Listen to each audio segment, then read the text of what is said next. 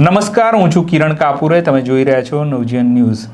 દર વખતની જેમ બોલે છે વિધાનસભામાં આપણી સાથે તોફિક ગાંચી હાજર છે અને તોફિક આજે પણ ગાંધીનગર જઈ આવ્યા છે અને વિધાનસભામાં જે કંઈ ચહેલ પહેલ છે તેની નોંધ એમણે લીધી છે.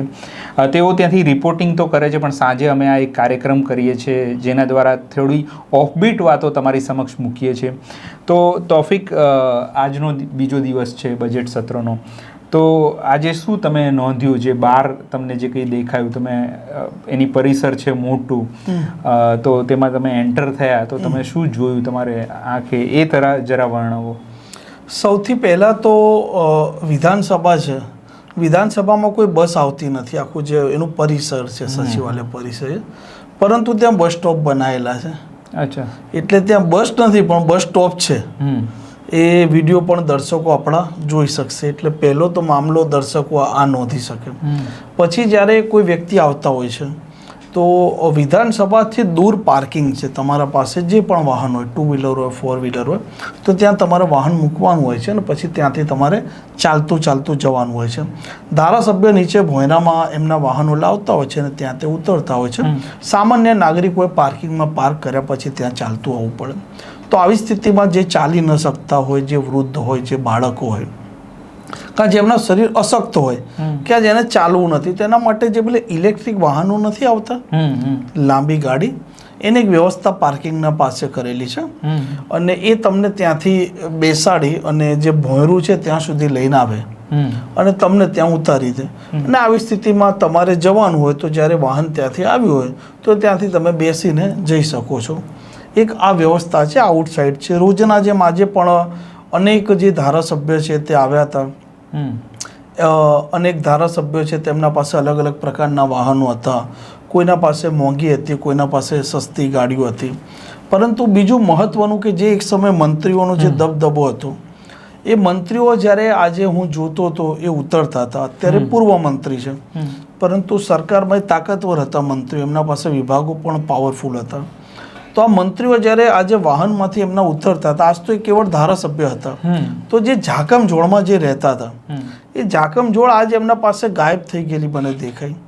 જ્યારે તે તેમના વાહનમાંથી નીચે ઉતરતા તે સમયે આસપાસના જે લોકો હતા, કેમ કે સામાન્ય નાગરિકો પણ આવતા હોય છે અને નીચે ભોયરામાંથી ચેકિંગ કર્યા બાદ ઉપર જતા હોય છે, તો એમને કોઈ નોંધે નહોતું લેતું.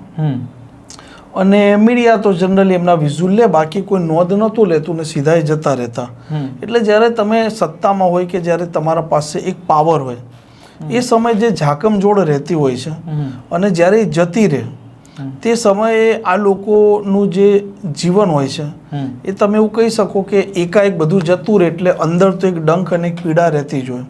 એવો ડંખ અને પીડા એક મંત્રી છે એમની ગઈકાલથી હું જોઈ રહ્યો છું.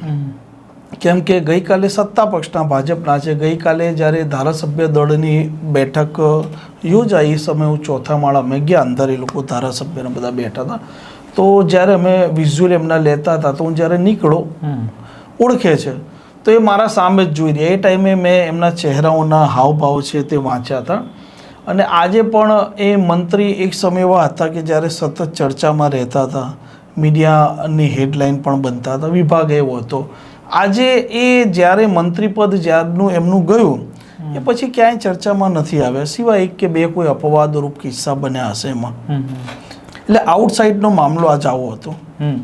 પણ તમે જે આ મંત્રીઓની વાત કરી કે એમની જોડેથી મંત્રીપદ જતું રહ્યું ને પછી એમના ચહેરા થોડા નિરાશાભર્યા લાગ્યા, ડર લાગ્યા, પણ સામાન્ય રીતે એવું ન હોય કે એમનું એમએલએ પદ તો છે જ, એમએલએ છે તો એ એમના વિસ્તારમાં સેવા તો કરી શકે, એટલે એ રીતે તો એ એક્ટિવ હશે જ ને.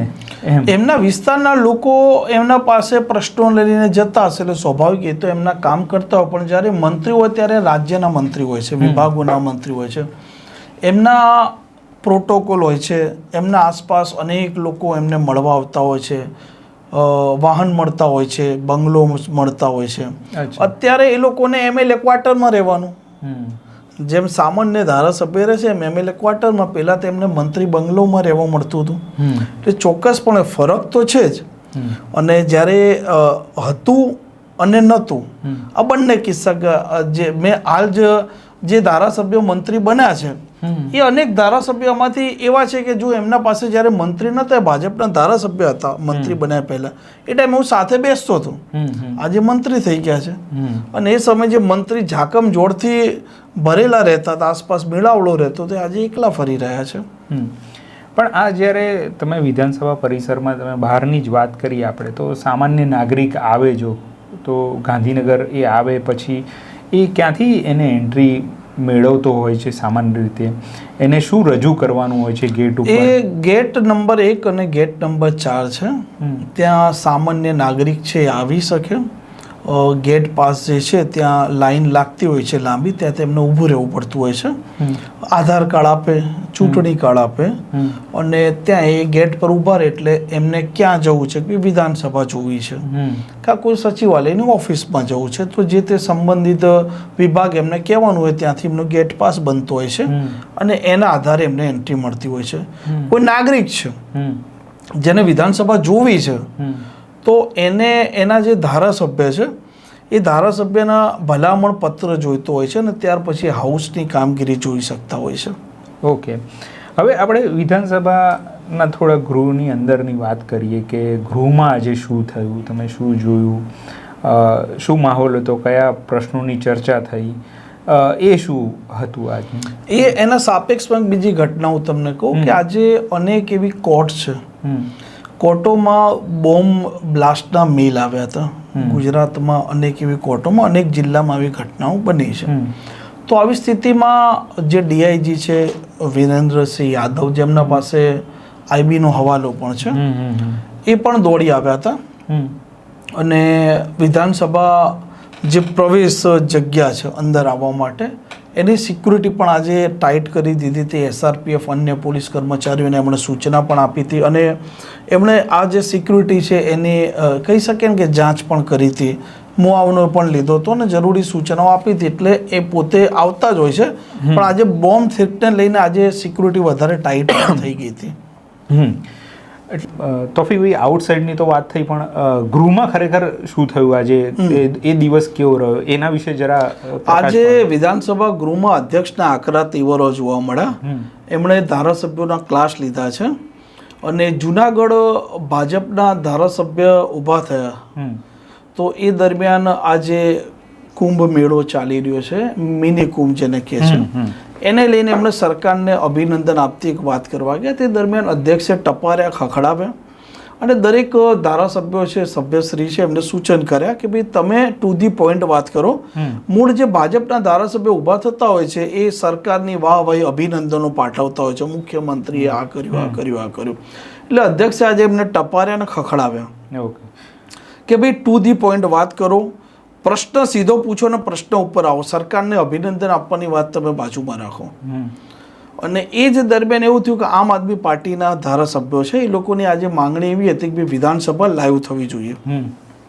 તો એમની જગ્યા પર ઊભા થયા, હોબાળો મચાવ્યો અને કે વિધાનસભા લાઈવ થવી જોઈએ. તો અધ્યક્ષનો પારો છટક્યો અને એમણે એવું કીધું કે ભાઈ સસ્તી પ્રસિદ્ધિ મેળવવા માટે તમે જે પ્રકારે હોબાળો કરી રહ્યા છો, સૂત્રોચ્ચાર કરી રહ્યા છો, એનાથી જનમત નથી મળી જતો. બરાબર, જનમત એનાથી તમને મળી જતો નથી. આવું તમારે ન કરવું જોઈએ અને વિરોધ પક્ષનો શું રોલ છે એ તમારે કોંગ્રેસ પાસેથી શીખવો જોઈએ. અને વિપક્ષના જે ધારાસભ્યો છે એમણે મતલબ કોંગ્રેસ પાસે નિયમો પણ તમારે વાંચવા જોઈએ કે હાઉસની કામગીરી કેવી રીતે ચાલે અને હાઉસમાં કેવી રીતે ધારાસભ્ય વર્તવું જોઈએ એમ કહીને આજે એમણે બધા ધારાસભ્યો છે, બરાબર છે, એમના ક્લાસ વ્યવસ્થિત લીધા અને એમને ખખડાવ્યા. અધ્યક્ષના આજે તેવરો આકરા જોવા મળ્યા, કેમ કે અવારનવાર તે આ મામલે તો ખખડાવતા જ હોય છે મોનિટર તરીકે દરેકને. અને આજે બીજા દિવસે એમનો આ ચમત્કાર જોવા મળ્યો. પછી દરેક ધારાસભ્ય આજે 2 બિલ સરકાર લાવી હતી. એક દુકાનની જે સંસ્થાઓ છે, કામદારોના કલાકનો એક મામલો હતો, એ પણ પારિત થઈ ગયો, બહુમતી ભાજપની છે. એટલે બીજું લાયા સૌરાષ્ટ્રમાં જે આ ગઢખીર છે, આ જે ગણોતનો જે જમીનોનો મામલો છે, તો એમાં સુધારા વિધેયક બિલ લાવી સરકાર. તો એ દરમિયાન ભાજપના ધારાસભ્ય જે ભગત છે, અહીંના જ છે, નારાયણપુરાના ધારાસભ્ય છે, તો એ શૈલેષ પરમાર જ્યારે બોલી રહ્યા હતા ત્યારે એ કંઈક કહેવા ગયા.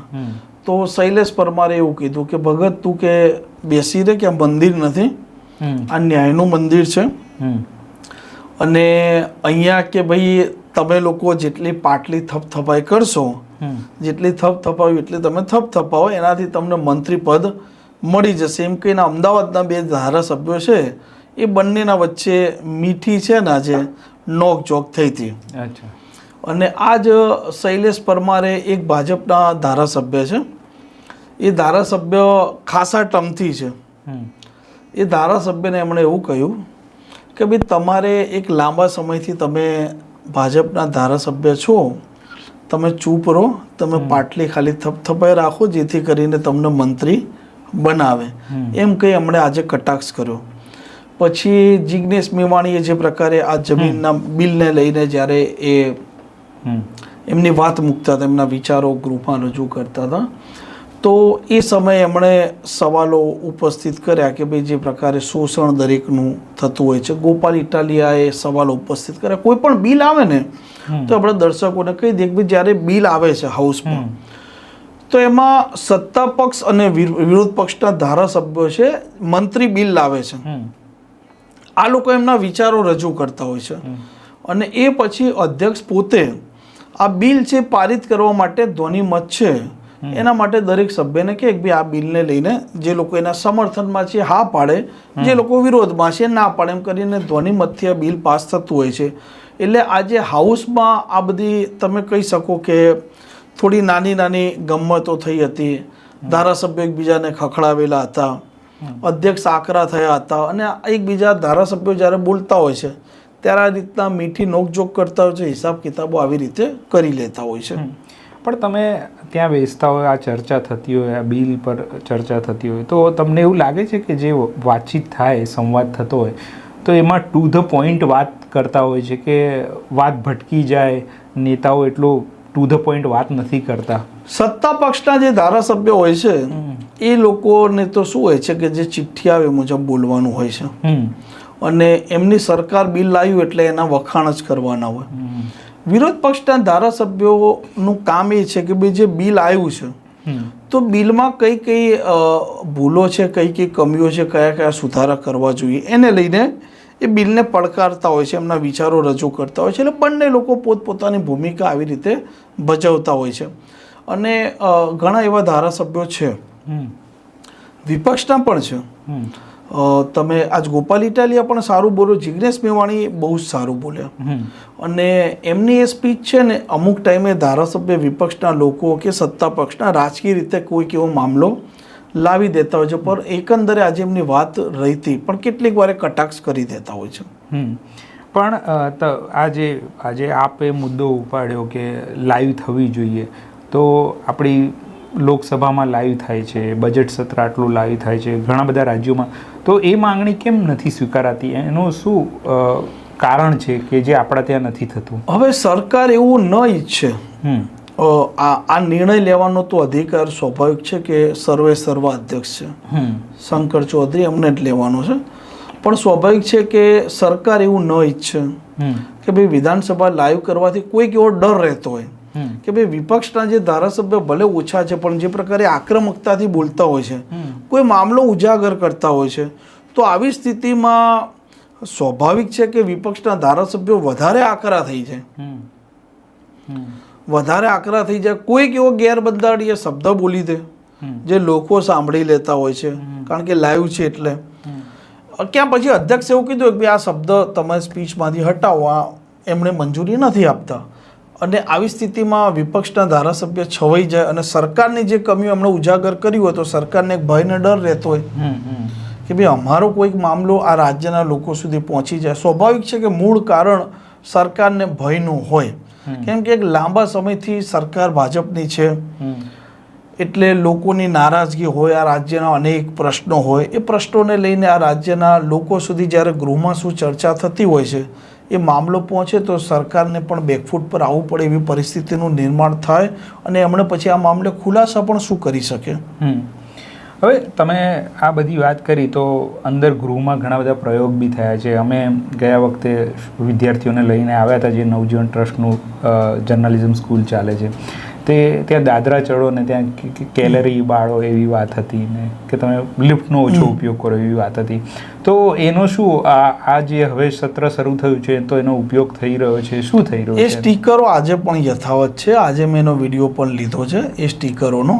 પરંતુ જે અધ્યક્ષની વાત કરો તમે કે ધારાસભ્યની વાત કરો કે કોઈ પણ મંત્રીની વાત કરો, આવે છે સીધે સીધા લિફ્ટમાં બેસે છે અને સીધે સીધા દોડે છે.